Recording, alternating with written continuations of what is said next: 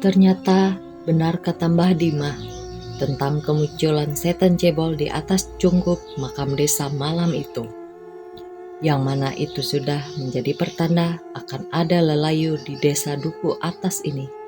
Karena sehari setelah itu, Pak Sobari yang sebelumnya sudah menderita penyakit aneh, akhirnya meninggal dalam keadaan yang mengenaskan. Tenggorokan dan wajahnya melepuh karena nekat meminum air mendidih. Apa yang dikhawatirkan mereka ternyata terjadi juga, dan akhirnya tak ada lagi alasan untuk mereka menampiknya. Jika maut yang terjadi pada Pak Sobari itu tidak ada sangkut pautnya dengan lelembut biadab itu. Sungguh malang bagi Mbak Narti, istri Pak Sobari yang harus ditinggal suaminya dengan cara setragis itu.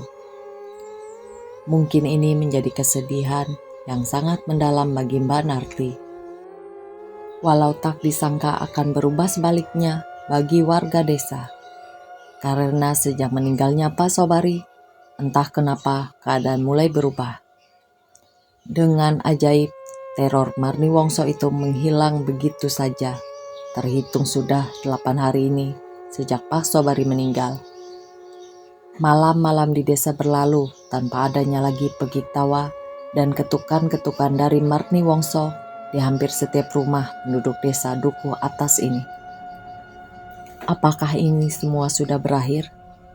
Setidaknya begitulah anggapan para warga desa saat itu, yang mereka sudah tidak merasakan teror dalam beberapa hari ini.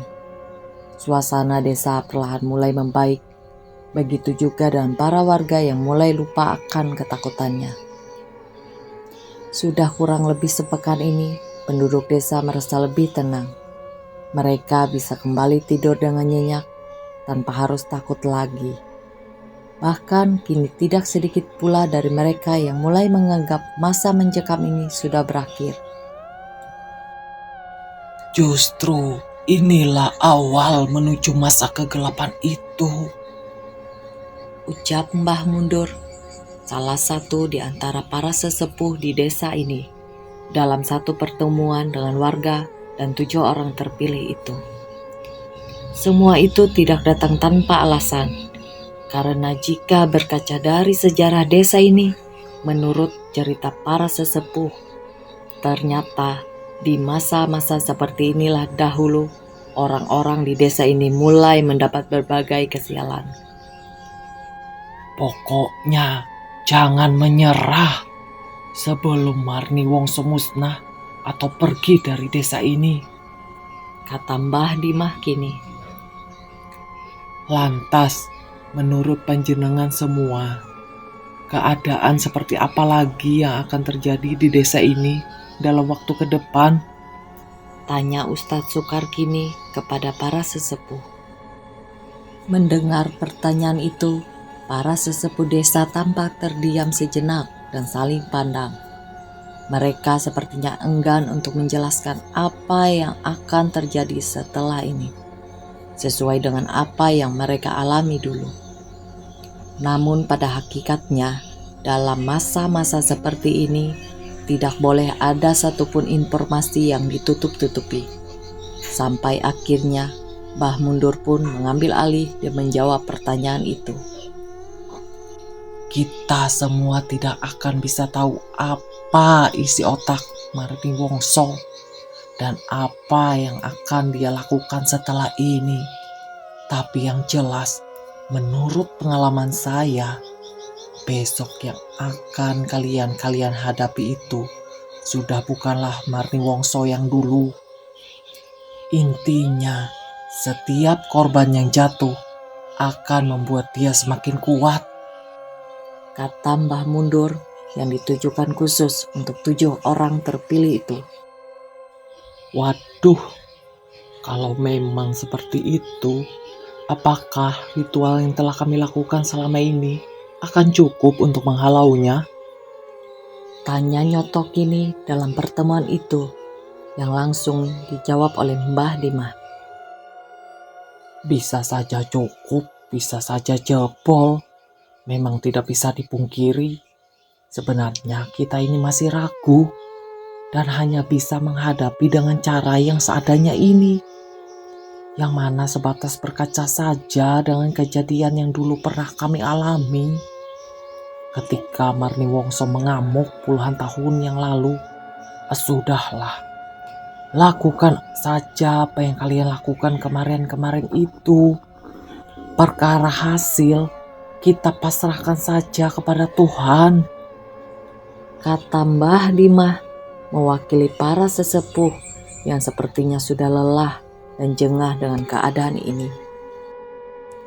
Bagaimana tidak begitu? Para sesepuh ini memang hanyalah orang-orang yang dituakan saja di desa ini. Mereka bukanlah orang yang mempunyai kemampuan khusus, kecuali Mbah Dimah. Itu pun hanya sebatas memahami saja dengan hal-hal seperti ini. Bahkan arahan dan petunjuk yang mereka berikan selama ini hanyalah sebatas pengalaman saja, karena mereka adalah saksi-saksi hidup di masa kegelapan puluhan tahun yang lalu. Tapi terlepas dari semua itu, tentu arahan dan petunjuk dari para sesepuh desa ini sangat dibutuhkan. Apalagi mereka sudah bersepakat untuk berpijak pada satu pilihan, yaitu perang melawan lelembut jahanam itu. Mau tak mau, mereka harus memanfaatkan sumber daya yang ada sebelum nanti bantuan dari luar akan datang. Singkat cerita, hari pun berlalu dengan keadaan yang masih sama, yaitu senyapnya gangguan dari Marni Wongso.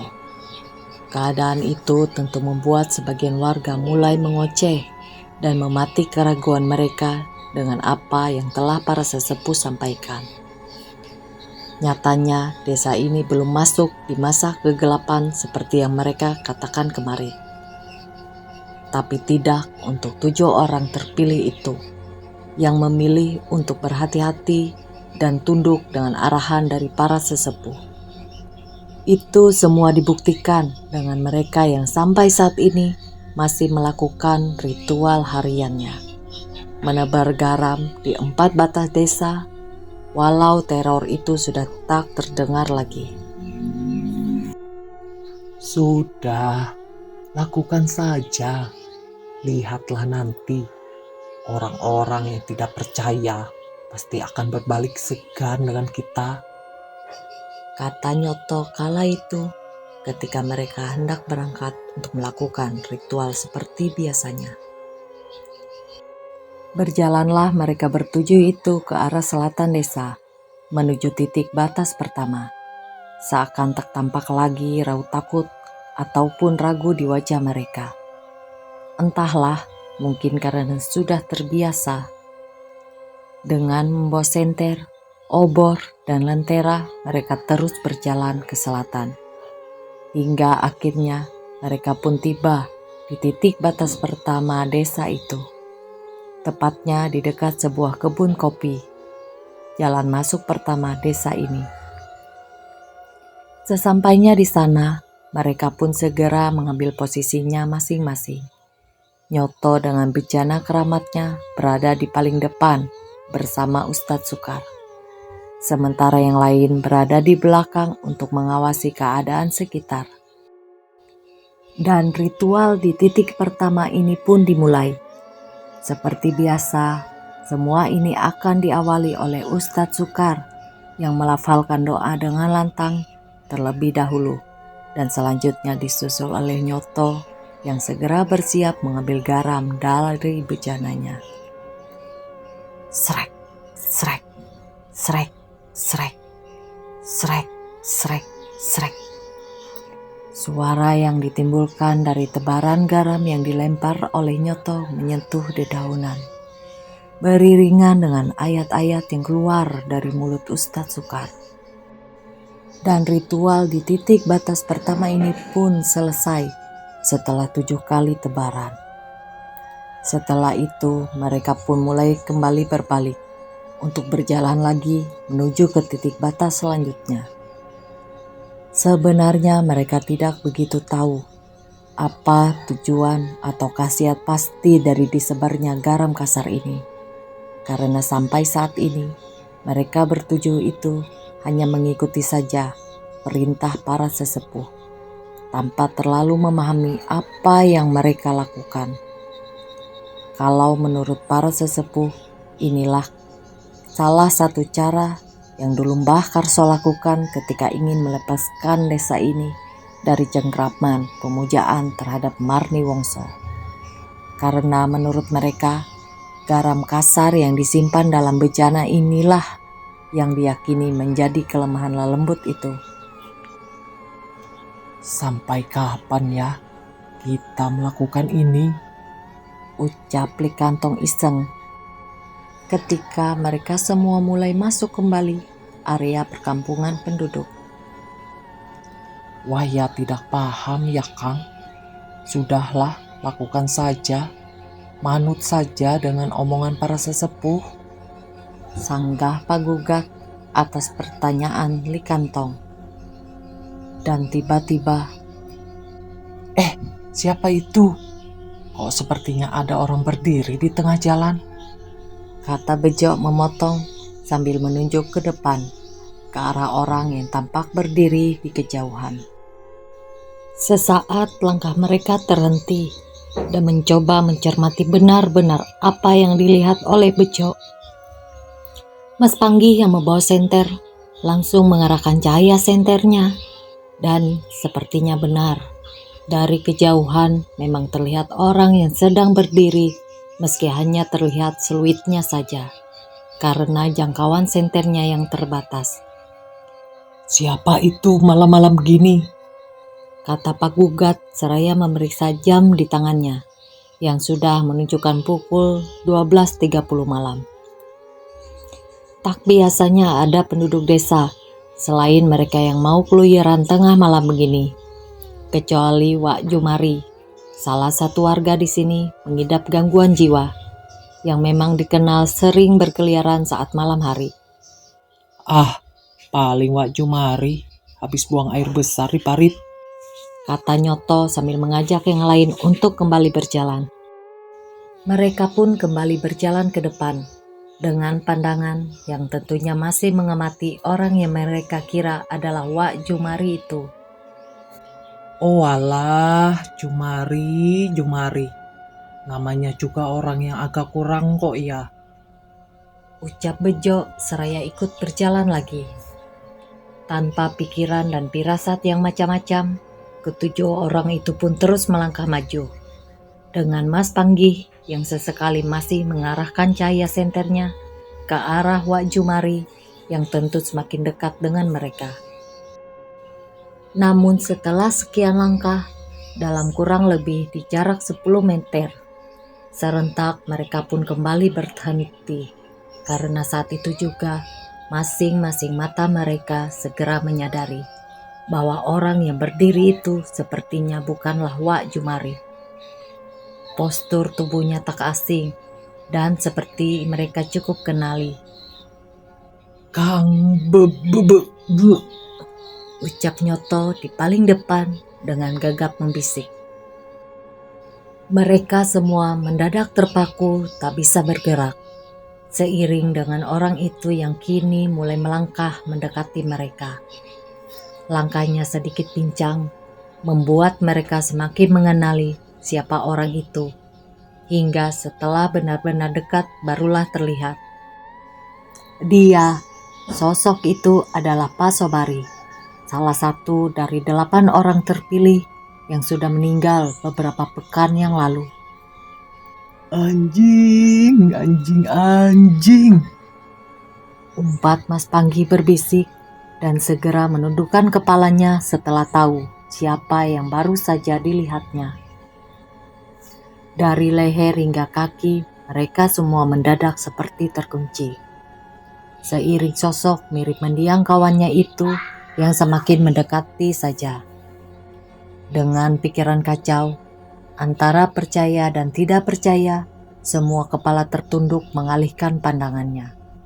Kecuali Ustadz Sukar yang entah mengapa masih tegap menatap dengan mulutnya yang mengucapkan doa. Dan semakin jelas sudah di penglihatannya, sosok mendiang Pasobari kini berhenti tepat di depan mereka. Wajahnya sayu, lengkap dengan mantel khasnya, dan selang beberapa saat kemudian, "Tolong, tolong, tolong!" terdengar suara dirinya yang menangis terisak. Mendengar itu membuat Ustadz Sukar sedikit goyah dalam doanya. Begitu juga 6 orang lainnya yang tanpa sadar malah menengadahkan kepalanya. Kini semua mata melihat sosok yang mirip sekali dengan Pasobari itu, berdiri sambil mengeluarkan tangis di hadapan mereka. Semua terpaku tanpa bisa membantah lagi, karena yang ada di depannya kini benar-benar amat sangat mirip sekali dengan mendiang Pasobari. Salah satu dari 8 orang terpilih itu sudah dimakamkan beberapa pekan yang lalu. Apakah itu benar-benar arwah Pasobari? Dan dengan tangisnya, pesan apa yang sebenarnya ingin ia sampaikan? Entah berapa lama sosok itu bertahan. Yang jelas, setelah sosok yang menyerupai Pasobari itu menghilang, Ustadz Sukar segera menyadarkan 7 orang lainnya yang sedari tadi tampak sangat ketakutan. Sudah. Ayo kita segera pergi dari sini, kata Ustadz Sukar kepada yang lain. Bajingan, tidak betul ini. Tak betul. Itu tadi beneran Pasobari ya? Aduh, tak betul ini. Mas Panggi yang ketakutan kembali meracau. Hush, sudah, ayo kita segera pergi, kata Ustadz Sukar lagi. Sungguh malam yang sangat ganjil bagi mereka. Tapi dari awal semua sudah sepakat dan diberitahu bahwa ritual tak boleh berhenti di tengah jalan. Masih ada 3 titik batas lagi yang harus diselesaikan. Sampai akhirnya di antara rasa takut yang mulai meninggi itu, mereka pun kembali berjalan untuk menyelesaikan ritual ini. Meski dengan keadaan otak mereka yang masih mencoba mencerna dan memahami apa yang baru saja mereka alami. Singkatnya, setelah berjalan tak begitu jauh, akhirnya mereka sampai juga di titik batas kedua, di bagian timur desa ini. Tepatnya di depan pintu masuk sebuah makam kertop, atau biasa mereka menyebutnya sebagai kerkop, atau kuburan orang-orang asing berkebangsaan Belanda dahulu, yang tentu sekarang sudah tak lagi digunakan. Dan setelah berhenti sejenak, mereka pun mulai masuk ke dalam area makam tua yang terbengkalai itu. Semakin masuk dan berjalan mengarah menuju pohon asam Belanda yang berada di ujung makam, yang mana disitulah nanti garam itu akan disebar. Ayo cepat, kata Nyoto sambil mempercepat langkahnya. Karena mungkin dalam keadaan ini, ia tentu ingin agar ritual ini cepat selesai dan segera berlanjut ke titik batas selanjutnya. Hingga tak berselang beberapa lama kemudian, sampailah mereka di ujung makam kerkop ini. Tepat di depan pohon asam Belanda itu, mereka segera bersiap di posisinya masing-masing. Monggo Kang, ucap Nyoto kepada Ustadz Sukar untuk segera memulainya. Doa pun dibaca oleh Ustadz Sukar bersamaan garam yang mulai ditebar oleh Nyoto beberapa saat setelah itu. Namun baru sekira beberapa kali tebaran, tiba-tiba terdengarlah suara dari arah belakang mereka. Suara yang sudah beberapa pekan ini tak mereka dengar. Ya, itu adalah suara pekik tawa Marni Wongso yang setelah sekian lama akhirnya kembali terdengar lagi. Ritual sempat terhenti karena itu. dan membuat mereka serentak menoleh ke belakang untuk memastikannya. Tapi itu tidak bertahan lama, karena setelah beberapa pekik tawa, entah mengapa, perlahan suara itu mulai menjauh dan akhirnya tak terdengar lagi. Asu, sekarang ada lagi, Ucap Mas Panggi si pengumpat ulung seraya memeriksa ke sekitar. Ayo cepat teruskan, Kata Ustadz Sukar. Nyoto kembali menebarkan garam seiring dengan Ustadz Sukar yang kembali berdoa dengan sedikit terbata-bata. Sampai akhirnya di lemparan yang ketujuh, buru-buru mereka berbalik dan berjalan keluar dari kertop itu. ayo, segera keluar dari sini. Kata Pak Gugat kini sambil sedikit berlari ke depan mendahului teman-temannya. Sebentar, tunggu aku. Kata Nyoto yang kini berada di paling belakang, tergopoh membawa bejana keramatnya. Sebentar, tunggu Mas Nyoto. Ucap Ustadz Sukar menyuruh yang lain untuk tidak segera beranjak. Namun tidak dengan Pak Gugat, yang mungkin tanpa ia sendiri sadari, ia sudah berjalan terlalu cepat, sehingga membuatnya kini jauh mendahului yang lain. Namun ia sepertinya tak sadar dan masih berasumsi kalau teman-temannya mengikuti di belakangnya. Pak Gugat pun terus melangkah untuk keluar dari makam kertop ini dengan sedikit berlari sampai akhirnya di tengah gelap makam itu langkah Pak Gugat terhentikan oleh sesuatu yang ada di depannya. Ya, sesuatu itu adalah Marni Wongso yang tengah duduk di atas salah satu nisan di makam ini. Ia tampak menyeringai dan menatap tajam ke arah Pak Gugat. Untuk beberapa detik, Pak Gugat sempat terpaku melihat seringai itu. Ia merasa seperti diperdaya untuk terus memandanginya. Sampai akhirnya, Marni Wongso mulai mengeluarkan pekik tawanya. Barulah di sini Pak Gugat sadar dan berlari. Ah, ya Allah, ya Allah, ya Allah. Teriak Pak Gugat sambil berlari kembali ke belakang, menghampiri yang lain. Pekik tawa Marni Wongso tentu didengar juga oleh orang-orang yang masih di belakang, membuat mereka semua kini hanya bisa berdiri kebingungan. Balik, jangan lewat depan. Ucap Pak Gugat dengan panik berlari menghampiri. Duduk di batu nisan. Kata Pak Gugat lagi dengan gelagapan.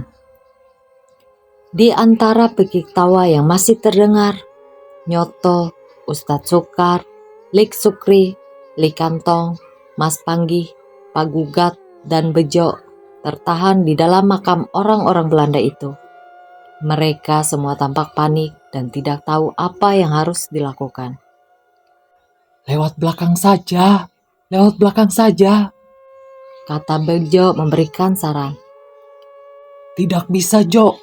Belakang kita itu tebing, rimbun, licin, dan gelap. Mending tunggu saja dedemit bajingan itu pergi. Jawab Mas Panggi atas saran Bejo. Ustadz Sukar sebagai orang yang paling berani pun sekarang tampak gugup dan tak banyak bicara.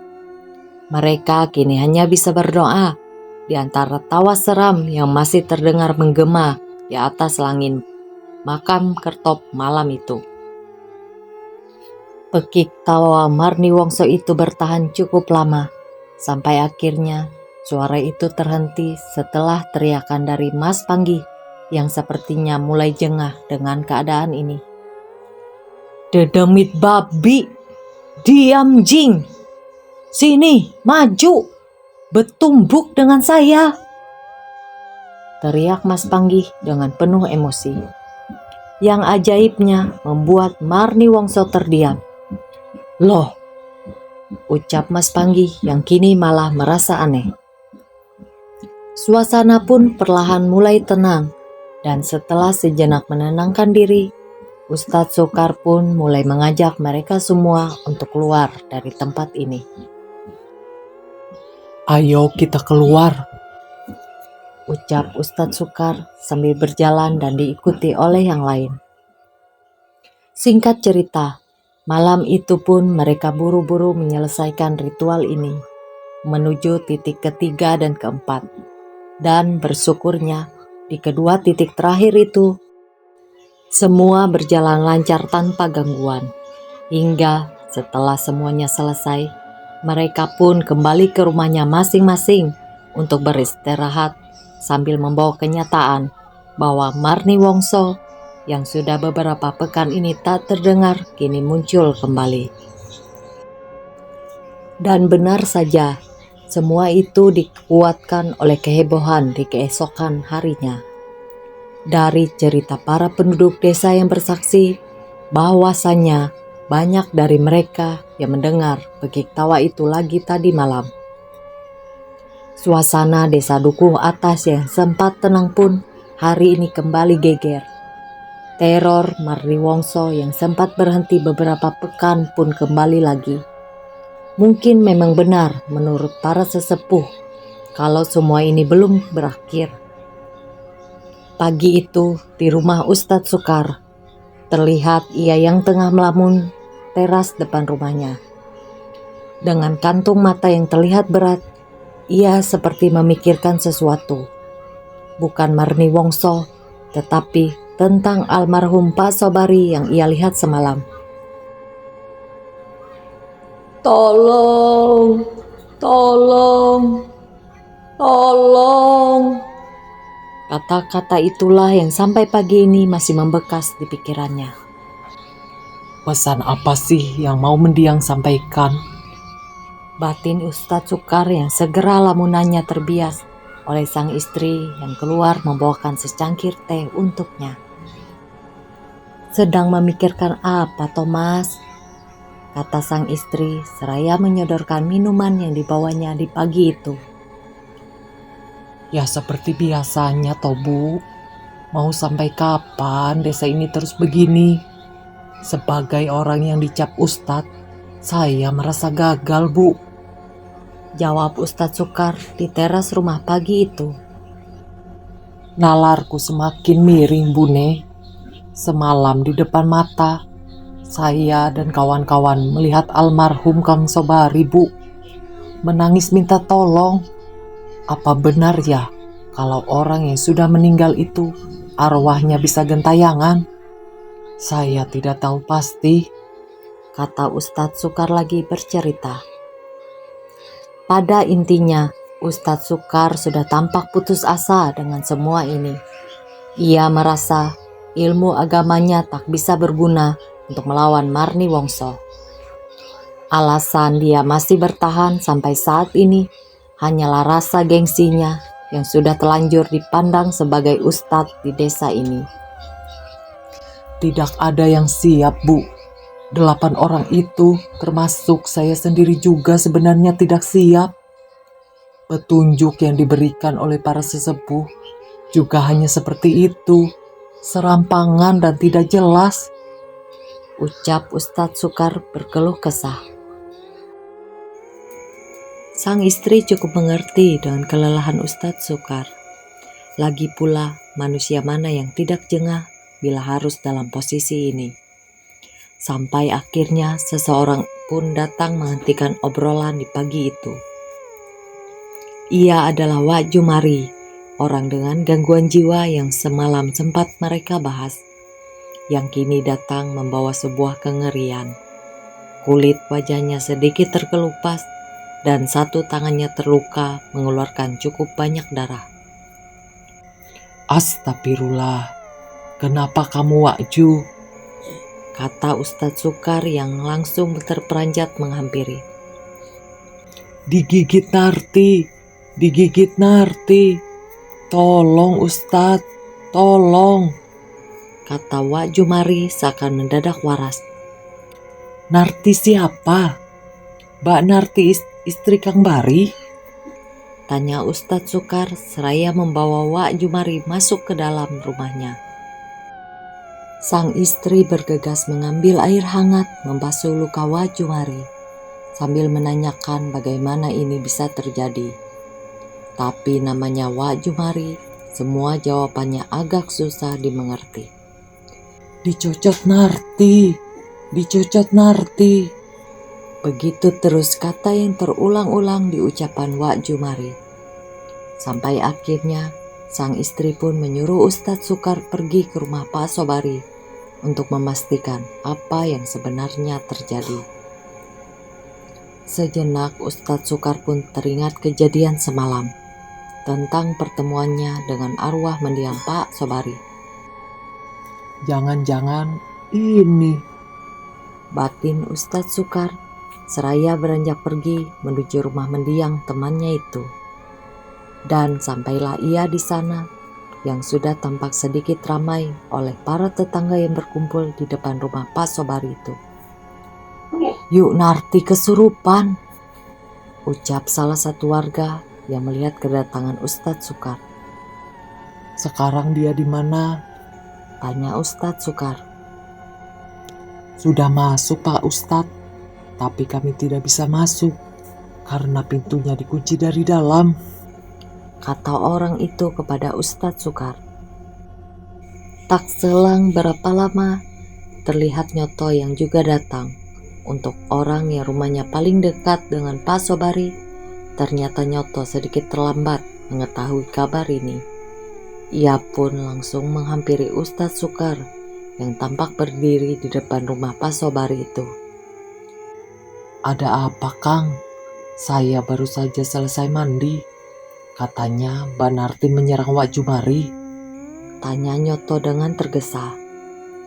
Hingga keterangan pun mulai muncul dari orang-orang yang tadi menyaksikan kejadian itu.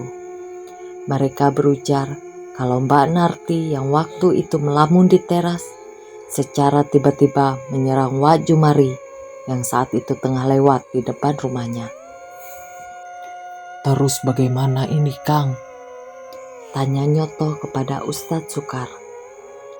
"Kita harus masuk untuk melihat keadaan Mbak Narti seperti apa," jawab Ustadz Sukar seraya berjalan ke arah pintu dan mengetuknya. Tok, tok, tok. Yuk Narti, ini saya Sukar," kata Ustadz Sukar seraya mengetuk pintu dengan pelan berulang kali. Namun ketukan dan panggilan itu tak ada jawaban. Sampai akhirnya mau tak mau pintu tetap harus didobrak. "Dobrak sajalah Kang, takutnya kalau Mbak Narti kenapa-napa," kata Nyoto kini. Sampai akhirnya pintu pun didobrak oleh Ustadz Sukar, Nyoto, dan beberapa warga yang ada di situ pun mulai masuk untuk memeriksa keadaan Mbak Narti. Mbak Narti, panggil mereka yang sudah berada di dalam. Bersamaan dengan itu, terdengarlah suara nyanyian yang menyahut. Nyanyian gending Jawa dengan nada yang bergumam. Siapa lagi kalau bukan suara Mbak Narti? Mungkin batin mereka kala itu. Suara nyanyian itu menuntun mereka semua ke sebuah ruangan yang pintunya terlihat terbuka lebar, yang mana ruangan itu adalah kamar Mbak Narti sendiri. Dan dengan perlahan mereka semua mendekat ke ruangan itu untuk memeriksa. Hingga terlihatlah kini dari ambang pintu Mbak Narti yang tengah menghadap tembok.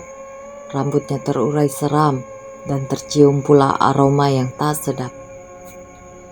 Mbak Narti, kata Ustadz Sukar kini dengan pelan, seraya melangkah masuk ke dalam kamar itu.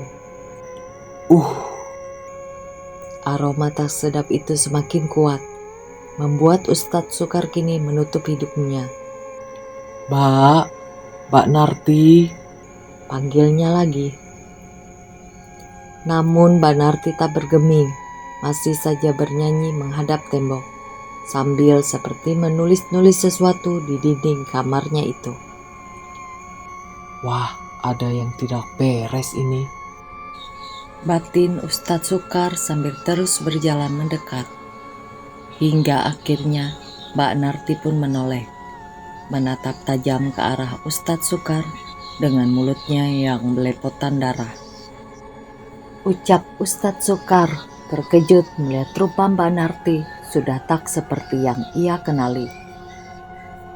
Opo, hahaha. Mbak Narti tertawa sambil membalikkan badannya. Terlihat jelas ini bukanlah Mbak Narti, sepertinya ia tengah dirasuki. Siapa kamu? Keluar dari raga itu, teriak Ustadz Sukar dengan sedikit terbata. Siapa kamu? Masa kamu tidak mengenaliku? Aku Narti toh, istri temanmu yang sudah mati mengenaskan itu. Hahaha, kata Mbak Narti dengan suara yang jelas sudah berbeda. Tidak, kamu bukan Mbak Narti. Cepat keluar dari raga itu, bentak Ustadz Sukar yang hanya dibalas senyum oleh Mbak Narti. Melihat keanehan itu, Nyoto segera keluar dan berlari pulang ke rumahnya untuk mengambil bejana keramatnya. Hingga tak beberapa lama, Nyoto kembali dan langsung masuk. Dan tanpa aba, ia melemparkan garam dari bejana itu ke tubuh Mbak Narti. Dan benar saja, Mbak Narti langsung menggelinjang kesakitan, mengerang dan menangis. Keluar kamu Marni Wongso, kata Nyoto sambil terus melempar garam itu. Hingga beberapa saat kemudian, Mas Panggih, Pak Gugat, Lik Kantong, Lik Sukri, dan Bejo pun datang. Nampaknya kabar dirasukinya Mbak Narti ini telah dengan cepat menyebar ke seluruh desa. Kerasukan Marni, bisik Mas Panggih bertanya kepada orang-orang. Namun beberapa saat kemudian, perhatian semua orang pun kembali teralihkan dengan Mbak Narti yang mulai tertawa-tawa lagi sambil meracau dan terlihat menangkis setiap butiran garam yang dilempar ke tubuhnya. Hahaha, anak buahnya Karso Tamrin tidak pernah menyerah. Tapi apa hanya ini yang bisa kalian lakukan? Kata Marni Wongso yang sedang berada dalam tubuh Mbak Narti. Kata-kata itu sejenak membuat semua orang terdiam, karena memang sedari awal mereka semua, terkhusus 7 dari orang-orang terpilih itu, tidak mengetahui apapun selain petunjuk-petunjuk serampangan dari para sesepuh untuk melawan tulah dari lelembut ini. Namun ternyata tidak bagi Nyoto, anak Mbah Karso yang merasa mempunyai tanggung jawab lebih terhadap semua ini, yang pada akhirnya membuat ia memutuskan untuk mendekati Mbak Narti dan bertanya walau dengan sedikit emosi. Sebentar, tadi kamu ngomong apa? Karso Tamrin, bapakku yang kamu jadikan tumbal itu? Tanya Nyoto dengan nada menuduh. Yang mana pertanyaan itu segera disambut tawa dari Marni Wongso di dalam tubuh Mbak Narti itu. Hah, tidak. Ini bodohnya manusia. Suka menuduh tanpa tahu kebenarannya. Saya kasih tahu ya anak muda, jabatan bapakmu itu sudah berakhir. Makanya dia mati. Lagian ngapain saya makan Karso Tamrin? Darahnya orang rajin ibadah itu sangat beracun. Hahaha, ucapnya. Lah terus, apa maumu sebenarnya? Kok malah membuat desa ini menjadi tidak tentram? Kalau masalah Kali Lanang, sekarang kan sudah kami tutup. Apa salah penduduk desa ini denganmu? Tanya Nyoto yang mulai melihat kesempatan untuk bernegosiasi. Namun Marni Wongso yang tengah merasuki Mbak Narti itu hanya tertawa. Dan di sini ia sama sekali tak menjelaskan apa kesalahan-kesalahan itu. Dan justru malah balik bertanya tentang apa yang harus dilakukan agar desa ini kembali tentram. Kalian semua ingin desa ini kembali tentram? Hihihihihihihi, katanya sambil tertawa dengan gestur yang mengganggu. Ya, apa syaratnya? Selama itu tidak membuat susah orang-orang di desa ini, pasti akan kami penuhi. Ustadz Sukar kali ini menjawab.